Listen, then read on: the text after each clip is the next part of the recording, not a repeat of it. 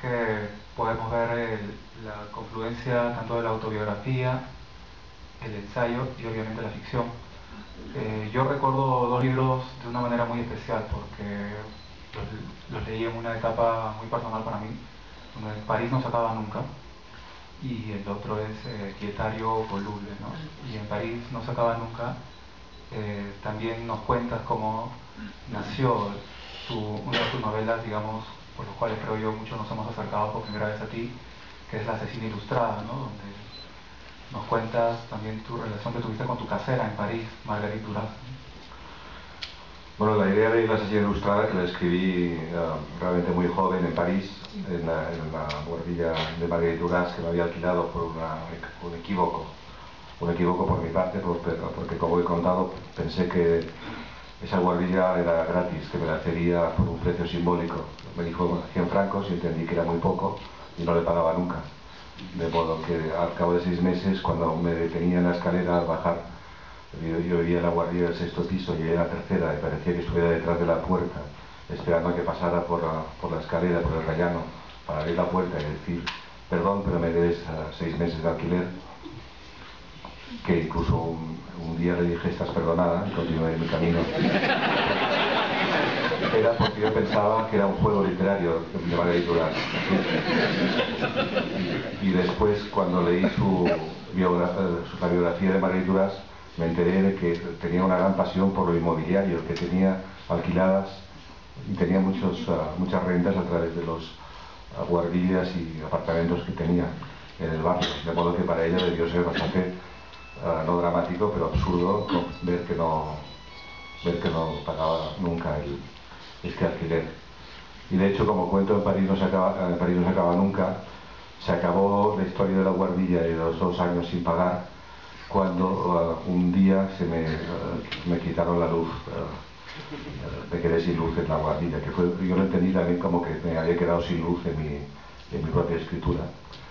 Y fui a buscar a Marguerite Duras para reclamar que volviera a poner el contador para que pudiera seguir escribiendo, y ella me llevó a la compañía de electricidad de Francia, que estaba al lado de su casa, y estuvimos como 2 horas metidos en el edificio de la compañía de electricidad de Francia, tratando de resolver el hecho de que yo me hubiera quedado sin luz en mi escritura, en la guardilla y en el mundo, ¿no? Y ella empezó a hablar mucho, primero con un personaje que estaba en un despacho. No acababa de entender de qué hablaban. Me dio la impresión de que estaban como queriendo ligar, es decir, tenían como una relación extraña, que no hablaban de mi cuenta de la luz para nada. Después me llevaron, fuimos a otro despacho donde ella seguía coqueteando y hablando de otras cosas. Finalmente hablaron de la cuenta y no se debían 2 años, se debían muchos más años.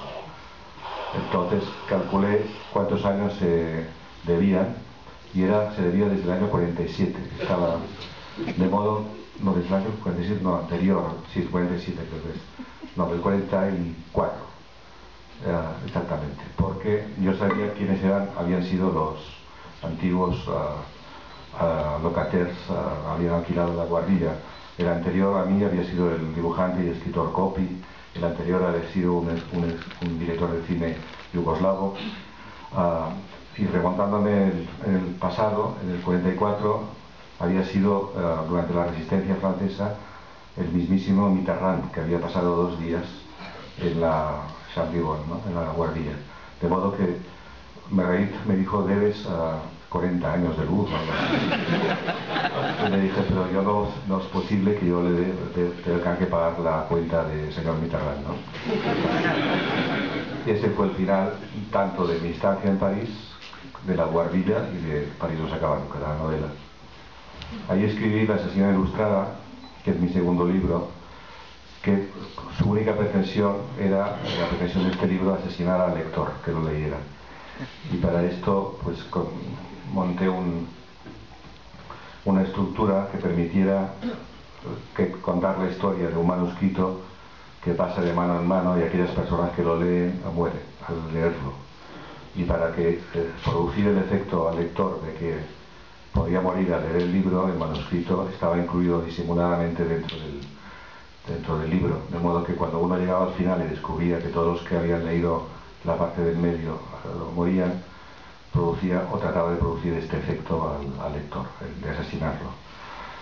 Recuerdo que Marguerite Duras, en un día de desesperación por su parte, por parte de ella, ligado a todo, me preguntó que si estaba escribiendo, porque también, claro, ponía en duda que fuera escritor.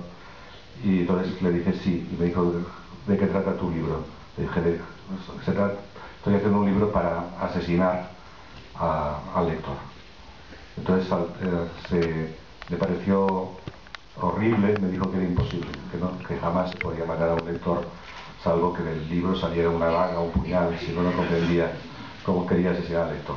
Gracias a esto entendí que debía producir el asesinato del lector, se tenía que producir dentro del texto, es decir, tenía que ser textual. Bueno, entonces creo que cuando pienso en este episodio de mi vida, creo que yo debuté en la literatura tratando de asesinar a mis lectores, posiblemente porque no confiaba en lo que escribía y tenía la intención de enmudecerlos a todos para que no comentaran que escribía mal. En parte, también por cosas de la época me basaba en una actuación que hubo de jazz en Barcelona en aquellos días, de Miles Davis, que actuó en el Palacio de la Música Catalana y actuó, según el público, indignado, de espaldas al público.